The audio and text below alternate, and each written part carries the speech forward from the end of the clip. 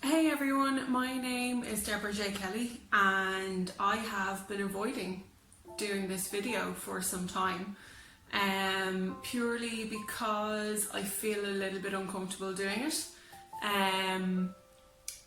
I'm going to give it a go. So we're all in lockdown.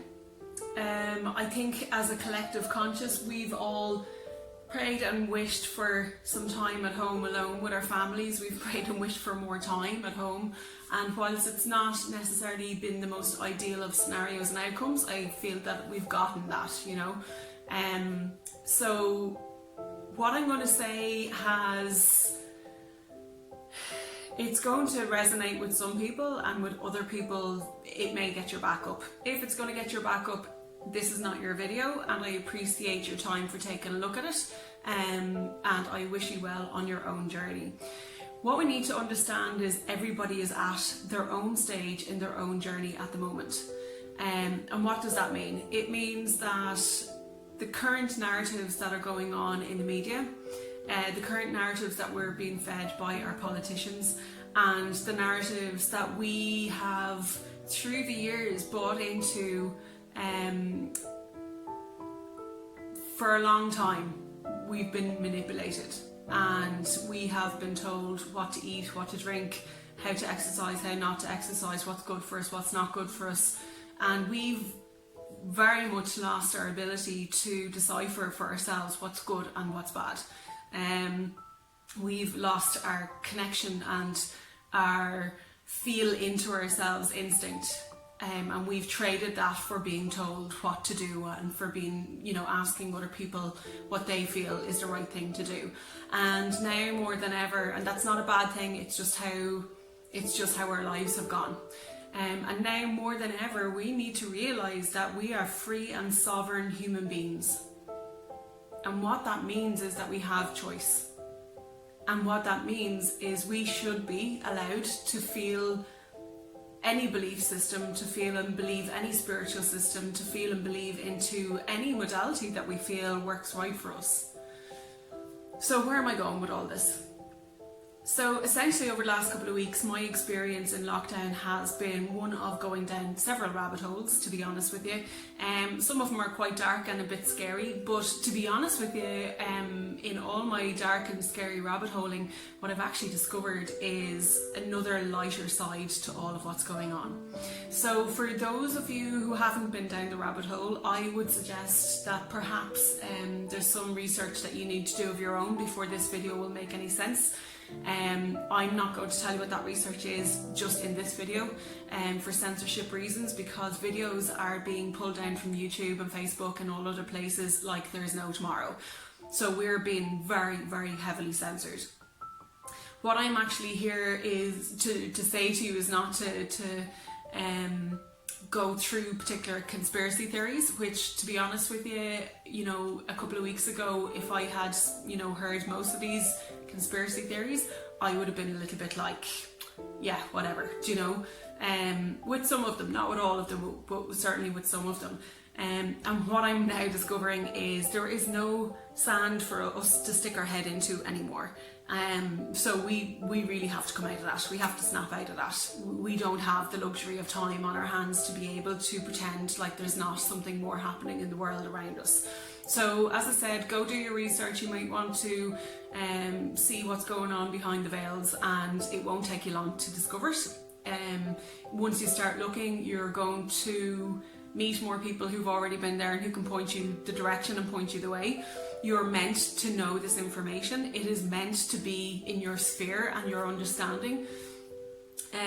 Please be aware, one of the things and one aspect that I'm going to talk about here is when we learn about this information, we have a tendency to become very fearful very quickly. It happened to me. I was in the kitchen here one day on a pendulum swing between love, fear, hopelessness, rage, frustration, joy, elation. I was all over the place, and I literally threw my toys out of the pram and had a chat with the universe and was like, you better get your gear together and tell me what's going on, or give me some freaking sign of hope or a ray of hope, because I'm losing the will and you need to give me something if you want me to stay here. And in about 2 seconds I had a one-liner sentence which came into my head and basically said, the last move in chess is always the most vulnerable.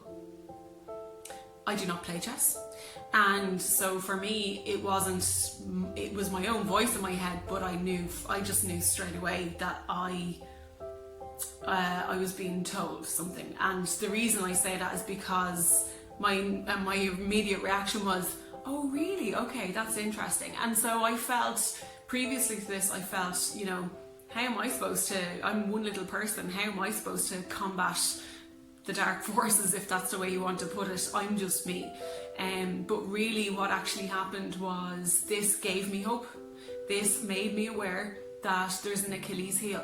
And so my understanding actually was that in any game of chess, if your opponent is making their last move being checkmate to take you out and finish the game, if you're asleep and completely, totally concentrated on your own game and you're not concentrating on what's going on outside of your own game, game over. That's basically it. However, if you are awake and alert and you see your opponent making that bold move, that one that's about to take you out, if you're aware of the underlying narratives, what's going on behind the curtains, the veils, so you can see exactly what their plans and moves are, you have an opportunity to counter that move. And that was my understanding, and that was my hope. And this is my hope to you. I'm giving you that because for me it's actually helped me and allowed me to feel a lot more safe in the bigger picture. Astrology has also helped me. So in astrology, we have entered the age of Aquarius. The age of Aquarius is a brand new era. There's about 2,500 years, I think it is, or 2,600 years in each era. And it goes through the different cycles of the zodiac. And we're currently in Aquarius, but there's a transitional phase. And I think we've been in Aquarius since, maybe, I could have this wrong, so maybe 2005, 2008, 2012. It wasn't the end of the world, it was the end of the last era. And so we're now, as I said, progressing into a new era. The new era is about knowledge, wisdom, empowerment. No more veils, no more bullshit, no more lies, no more idealism. There's going to be a whole new infrastructure. There's a brand new world ready to happen, and it's just around the corner. However, there is a lot of shit needs to happen before then. And it's like a birthing process. You know, a baby is squeezed into this tiny canal. It cannot be comfortable. It has to be incredibly stressful. There's a huge amount of transformation and little metamorphosis that has to go through as they come through the birth canal into this brand new world. And it's uncomfortable, and this is part of what's happening right now. The other thing I want to mention is, I feel and I believe the darkness that's behind those shadows, those insidious, horrible things that are happening in the background, which we will learn about if we haven't delved there already. Any of you who's familiar with it will know it's pretty horrendous. It's absolutely shocking. However, I feel what we need to be aware of is that's actually there as a mechanism to wake us up. So this great grand awakening that we've been talking about for years in the spiritual world, or in the, on those who've been walking any kind of a spiritual path or journey of self-development, this awakening, I feel personally, is waking up to the bullshit that we've been fed for years. Waking up to that, embracing that, and unattaching from the fear.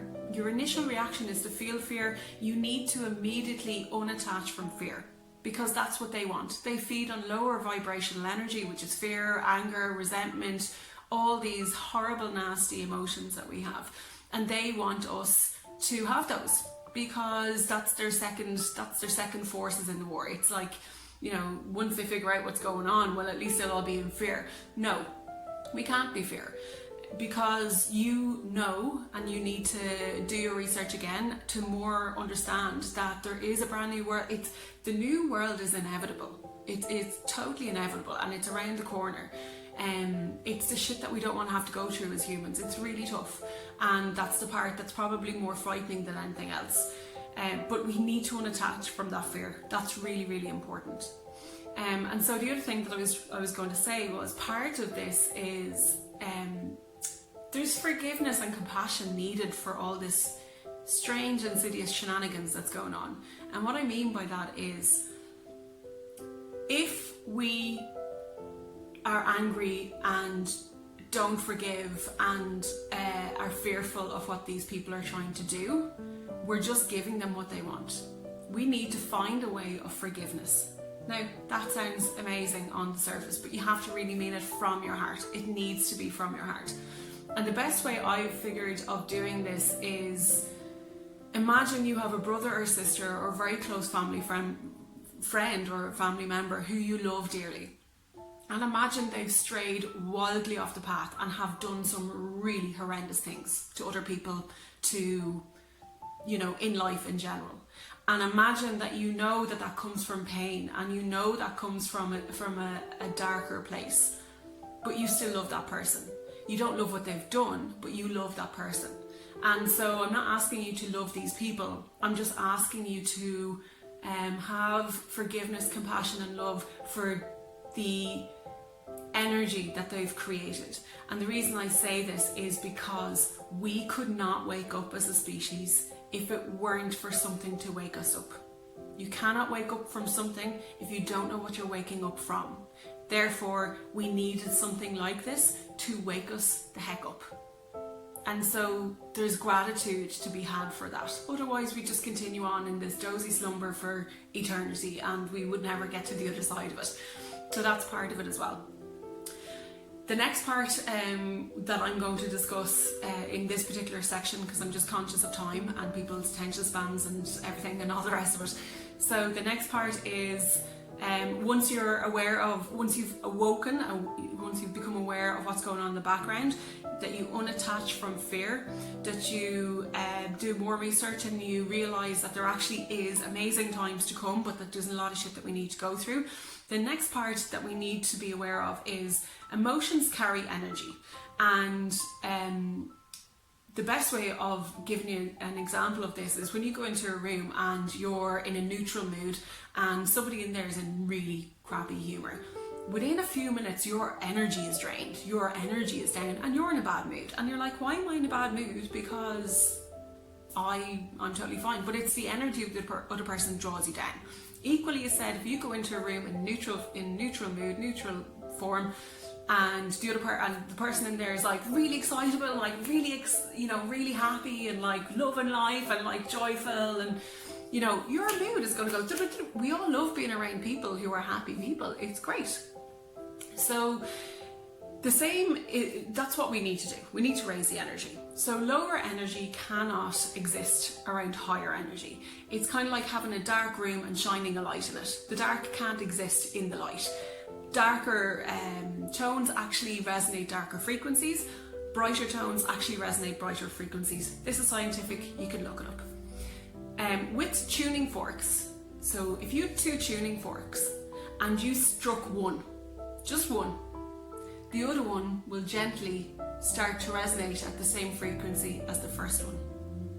And the reason for that is because of energy. It's because of vibration and energy. It'll also resonate at the same pitch and tone. So how cool is that? So the point of this, and the reason I'm saying this, is because we as humans are human tuning forks.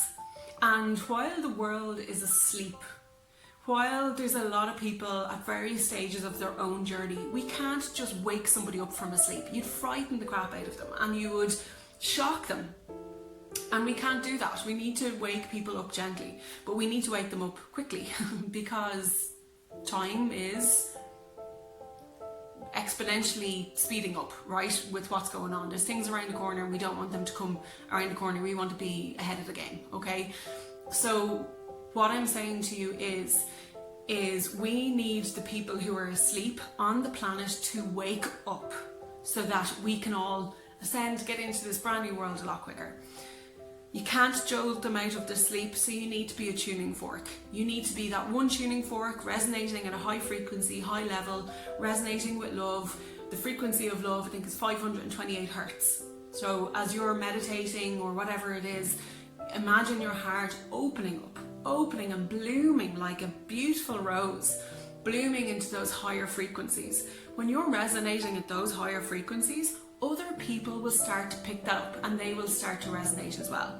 And when they start to resonate, somebody else will start to resonate and wake up. And when they start to resonate, other people will wake up. You'll notice there's people who are talking about spiritual things that they never spoke about before. In the last couple of years, I have met and I know so many people who were never spiritually inclined, were never down the self-development path, and are talking about it as if they've been on that path for years and it's brand new to them. And that's great. What I'm saying to you is people are starting to wake up, even people who were completely asleep to all this information before. They're starting to wake up, and this is a really good sign, but we need to keep it going. We need to keep it going. We need to keep it going. And I am totally guilty of this as well. You know, you kind of go, oh, well, you know, I'm just one person, and, you know, me not meditating or giving gratitude or feeling joy or love or whatever, you know, is not going to make a difference. You know, the rest of the planet, if they're doing it, that's great. No. If we manifest our own reality, if we are creating our own reality, then we need, in our own reality, to manifest this higher state of love, this higher frequency of love. And the best way of doing that is, if you meditate, amazing, but meditate less up here and less out of your body, and start meditating with your heart. Your heart is like a vortex to the fifth dimension. So you want to resonate at a frequency that's really high, but you want to stay in your body. A lot of people, when they meditate, because I know when I meditate, tend to go off to different places, and it's great that you can do that, but it's about integrating both your higher levels but also your body. You need to bring both of them together. It's really, really important, because you can be up here at this frequency in this higher state. You need to resonate at the heart level, so that other people who are not yet awake can wake up, and that's your mission. So if you're creating and manifesting your own world and your own reality, you need to take control of that, and you need to be the superhero in your own narrative. You need to meditate. Or if you can't meditate, or if you're not used to meditation, or are not in a position to learn meditation, one of the best ways of resonating the high frequency of love is by gratitude. You know, oh my God, isn't it amazing how much time we have at home? You know, some people are off work, yes I know, or at their jobs and that, but we've had more time at home, we've had more time with family. The older people in our community are being cared for, they're being looked after, people are seeing them. You know, where previously they might have been ignored or not seen. Communities are coming together. You know, so there's lots to be thankful for. We've had beautiful weather, it's been really stunning. You know, we can go for walks in the park still. You know, all these different things. Just try and feel as much gratitude as you can. It might feel like overkill, but you know what? Who cares? Who cares? Really? And you don't even have to be vocally going around like there's unicorns and rainbows and telling everybody how amazing it is. You can do it from your heart. It's from your heart. But encourage others to do it if you can at all. And don't be afraid. I have been petrified of making this video. Everybody who knows me knows that I'm a total hippie on the inside. I have been the last to realise that, which I know those of you who know me will be laughing at me right now. But it's taken me some time. I have no idea where we're going to be in a couple of months from now. All I know is I'm going through the motions the same way as you all are going through the motions, but I am pulling myself back constantly. So every time I get lost down a rabbit hole and I feel fearful, because even I feel fearful, you know, people who work on themselves on the spiritual path, I feel there's a misconception that those who work on the spiritual path have it all sorted. We do not have it all sorted. Everybody feels fear. Even the most enlightened people feel fear. Everybody does. If you're human, you do. If you're operating at a human level, you do. In the higher levels of consciousness, in the higher levels and the fifth dimensions, fear doesn't exist. So that's a completely different story. But if you're living a human narrative, you're going to feel fear, you're going to feel anger, you're going to feel sadness. It's fine to feel those things. But what happens is when we operate from a higher level and a higher frequency of love and your heart level, those emotions become, the windows become less.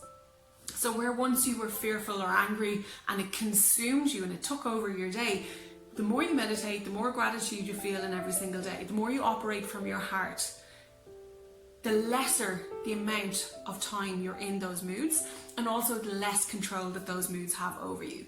So when you feel yourself falling into those pits, go out, spend some time in nature, hug a tree if you need to. I know I do. I love a good mossy tree. Play with your dogs, play with your family, talk to your friends, do things that make your heart sing. You know, stay away from mainstream media, people. I'm telling you now, I don't watch mainstream media at all. And I get the headlines all the time from the people that I know. People will always tell you what's going on. You will not miss out on what's going on. Stop looking at the media. It is poisoning you. It's poisoning your energy system. Don't have it on in the background. It's like subliminal training in the background. You know, as somebody who studied hypnotherapy, the power of suggestion, I'm very aware of the power of suggestion, and it's huge. And if you have a radio on in the background and a TV on in the background, and it's you know, all the epidemic and all the horrendous things that are happening and bad news sells. That's what mainstream media works and operates on. They sell bad news. They draw people in with negativity. Stop listening to it. Do yourself a favour. Do it for 1 week. Give it a try, and I guarantee you, people will tell you what's going on. You won't need to know, and you won't miss it. So that's all I've got to say. I have no idea if I'm going to do any more of these videos. If you like the video, do like and comment and even share. And if there's something else that you want me to talk about, I'm happy to talk about it. So take care of yourselves, stay well, keep the chin up, you're doing great. And good will come out of this. Go do your research, unattach from fear, become aware of what it is you're waking up from, be a tuning fork, help others, have others help you by creating more tuning forks. And let's flip this over. We are very privileged to be part of the times that we're in. It feels scary as hell, but we chose to be here at this time. Have no doubt and make no mistakes about it. So buy the ticket, take the ride, and yeah, I'll see you soon. Bye.